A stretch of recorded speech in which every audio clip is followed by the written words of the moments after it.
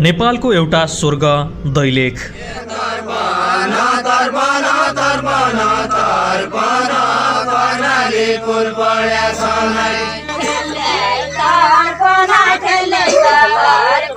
र हिन्दू धर्मावलम्बीहरूको पवित्र स्थल जहाँ कयौं वर्षदेखि पानीमा ज्वाला बलिरहेको छ। प्रस्तुत छ आजको रोचक भिडियो।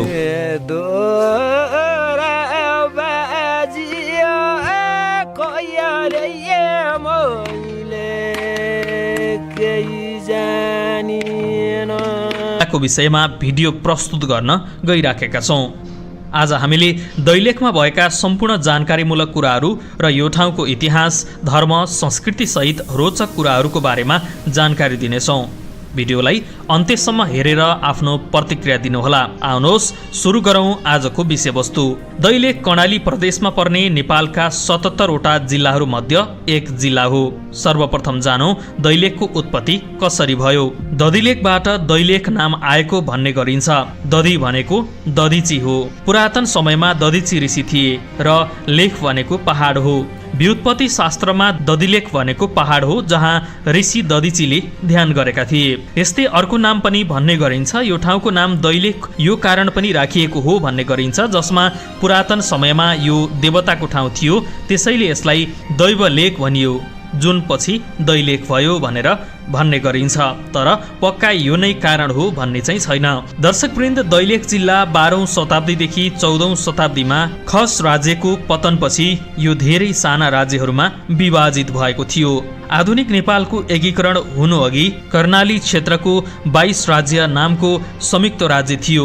दैलेखमा 22 मध्ये एक रियासन थियो। कर्णाली प्रदेशका 10 जिल्लाहरू मध्ये दैलेख उच्च पहाडी जिल्ला हो। यो जिल्लाको सबैभन्दा कम उचाइ 544 मिटर र उच्चतम उचाइ 4168 मिटर रहेको छ। मुख्यालय 1448 मिटरको उचाइमा अवस्थित छ। दैलेख जिल्लाले मध्य पहाडी भूभागको 80% र उच्च पहाडी क्षेत्रको 21% भूभाग ओगटेको छ। दैलेख जिल्लाको कुल क्षेत्रफलको कुरा गर्ने हो भने 1505 वर्ग किलोमिटर अर्थात् 581 वर्ग माइल रहेको छ। उचाइको आधारमा यस जिल्लालाई 4 विभिन्न उपश्रेणीमा वर्गीकरण गरिएको छ। दैलेख जिल्लाको पूर्वमा जाजरकोट, पश्चिममा आसाम, उत्तरमा कालीकोट र दक्षिणमा सुर्खेत जिल्ला अवस्थित छन्। यो जिल्लाको मुख्य पेशा भनेको निर्वाहमुखी कृषि नै हो र मुख्यतया सानोतिनो पशुपालन समेत गर्ने गरिन्छ। यो जिल्लामा 79% जनसङ्ख्या कृषि पेसामा आधारित छ। कृषि उत्पादनको न्यून स्तरका कारण अधिकांश घर परिवारले वर्षको ठूलो हिस्सा खाद्यान्न अभावको सामना गर्नुपर्ने हुन्छ। यस क्षेत्रमा धार्मिक महत्त्वका पुराना मन्दिरहरू पनि भेटिन्छन्। त्यसैले दैलेख प्राकृतिक रूपमा पुरातात्विक, आध्यात्मिक र ऐतिहासिक महत्त्व बोकेको जिल्ला पनि हो। यो जिल्लामा धेरै बहुमूल्य औषधीय जडीबुटीहरू प्रशस्त मात्रामा पाइने गर्दछ। यो जिल्लामा नेपालको राष्ट्रिय फूल लालीगुराँ समेत धेरै मात्रामा पाइने गर्दछ। गण्डकी, कर्णाली र भैरवी यस जिल्लाबाट बग्ने प्रमुख नदी हुन्। दैलेख जिल्ला छालाका सामानका लागि प्रख्यात छ। छालाको जुत्ताको आकर्षणको क्षेत्र भनेर पनि दैलेख जिल्लालाई चिन्ने गरिन्छ। दैलेखका लोकप्रिय आकर्षणहरू पञ्चकोशी तीर्थस्थल, शक्तिपीठ तीर्थस्थलहरू मध्ये एक हो। यहाँको मन्दिरलाई यसै कारण पनि स्थानीय र आगन्तुकहरूद्वारा उच्च सम्मान गरिन्छ।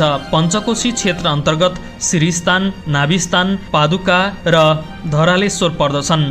भर्ती कम्प्लेक्स, भर्तीलाई समर्पित 22 मन्दिर स्मारकहरूको सङ्ग्रह, सुक्खा ढुङ्गाको चिनाइमा निर्मित यस क्षेत्रका लागि अद्वितीय शैली हो। यस क्षेत्रका अन्य महत्त्वपूर्ण स्थलहरू कोटगढी र भैरवी कुण्ड हुन्।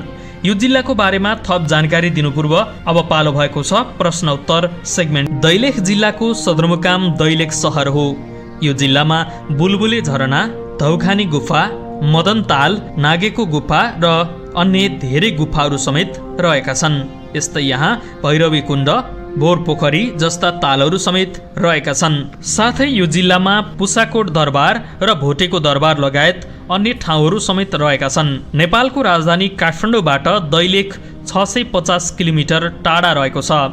यो जिल्लामा यातायातको विकास तीव्र गतिमा भइरहेको छ। यो जिल्लाको नजिक सुर्खेत विमानस्थल पर्ने गर्दछ। दर्शकवृन्द, अब चर्चा गरौँ दैलेखमा रहेका धार्मिक स्थलहरू मध्येको कहिल्यै ननिभ्ने ज्वालाको विषयमा। जसलाई वैज्ञानिकहरूले पेट्रोलियम ग्यास पनि भन्ने गरेका छन्। दैलेखका श्रीस्थान, नाभिस्थान, धुलेश्रवर, पादुका लगायतका क्षेत्रमा अखण्ड दीपहरू बल्ने गर्दछन्। अहिलेसम्म स्थानीय यसलाई दैवी शक्तिको चमत्कार मान्छन् र पुज्दै पनि आएका छन्। तर यी दीपहरू कुनै दैवी चमत्कार नभएर प्राकृतिक ग्यास रहेको विभिन्न अनुसन्धानकर्ताहरूको भनाइ छ। चिनिया प्राविधिकहरूको टोलीले यो क्षेत्रको अध्ययन गरेर यहाँको पेट्रोलियम ग्यासको बारेमा थप अध्ययन अनुसन्धान गर्नुपर्ने रिपोर्ट सरकारलाई दिइसकेको छ। यो क्षेत्रका बासिन्दा प्राकृतिक ग्यास उत्खनन भए स्थानीय क्षेत्र विकास हुनुको साथै देशले पनि ठूलो आर्थिक लाभ लिने कुरामा आशावादी छन्। यस्तै दैलेखका बासिन्दाले धार्मिक महत्त्वलाई कायमै राखेर प्राकृतिक सम्पदाको सदुपयोग गर्नुपर्नेमा समेत जोड दिएका छन्। पञ्चकोशी तीर्थस्थल मध्ये अहिले श्रीस्थान र नाभिस्थानमा अखण्ड रूपमा ज्वाला बलिरहेको छ। तर केही दशक अघिसम्म पादुकामा समेत बल्ने गर्दथ्यो। यस्तै श्रीस्थान खोलाको नजिक पर्ने गर्दछ। श्री स्वस्थानी व्रतकथा अनुसार महादेवले सतीदेवीको मृत शरीरलाई बोकेर यत्रतत्र घुम्ने क्रममा यस क्षेत्रमा आइपुग्दा सतीदेवीको शिर पतन भएकाले यस स्थानलाई श्रीस्थान भनेर पूजा गर्न थालिएको हो भन्ने जनविश्वास रहिआएको छ। यस क्षेत्रमा ज्वालाघर, काल भैरव, कालसैनी, बटुक भैरव, शिवलिङ्ग र धर्मशाला रहेका छन्। ज्वालाघरमा निरन्तर बलिरहने ज्वालालाई भगवानको रूपमा पुजिँदै आएको छ। यो ज्वालालाई बडी ज्वाला भन्ने गरिन्छ। जुम्लाको चन्दननाथ र बाजुराको बडी मालिकाको मन्दिरमा रहेको अखण्ड दीप निबेमा यहाँको ज्वालाको आगो लगेर अखण्ड दीप जलाउने परम्परा हजारौं वर्षदेखि चलिआएको छ। श्रीस्थानको दायाँतर्फ श्रीस्थान र नाभिस्थान खोलाको दोभान नजिकै काली ज्वाला रहेको छ। अहिले मन्दिर निर्माण गरिएका कारण मन्दिरभित्र यत्रतत्र ज्वाला बल्ने गर्दछ। यस्तै नाभिस्थान, जुन नाभिस्थान मन्दिर खोला नजिकै छ। महादेवले सतीदेवीको मृत शरीरलाई बोकेर घुम्ने क्रममा यहाँ सतीदेवीको नाभि पतन भएकाले यस स्थानलाई नाभिस्थान भनेर पुज्ने गरिन्छ। श्रीस्थान जस्तै यहाँ पनि दुईवटा ज्वाला छन्। यसलाई ब्रह्मज्वाला र इन्द्रज्वाला भन्ने गरिन्छ। यस क्षेत्रमा भैरव मन्दिर, शिव मन्दिर साथै स्वामीको रुख छ। यस्तै दर्शकवृन्द, दैलेखको पादुका क्षेत्रमा पनि केही दशक अघिसम्म अनवरत रूपमा ज्वाला बल्दथ्यो। पादुका खोलामा बाढी आएर बगाएपछि ज्वाला बलेको छैन। यस क्षेत्रमा मन्दिर भने छैन, तर मूर्तिहरू खुल्ला रूपमा छन्।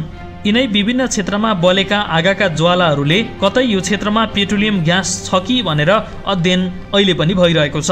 तर यसको व्यावसायिक उत्पादन गर्न सकिन्छ कि सकिँदैन भनेर अर्को अध्ययन गरिँदैछ। दर्शकवृन्द, यो त थियो दैलेख जिल्लाको विषयमा जानकारी। तपाईलाई आजको विषयवस्तु कस्तो लाग्यो? कृपया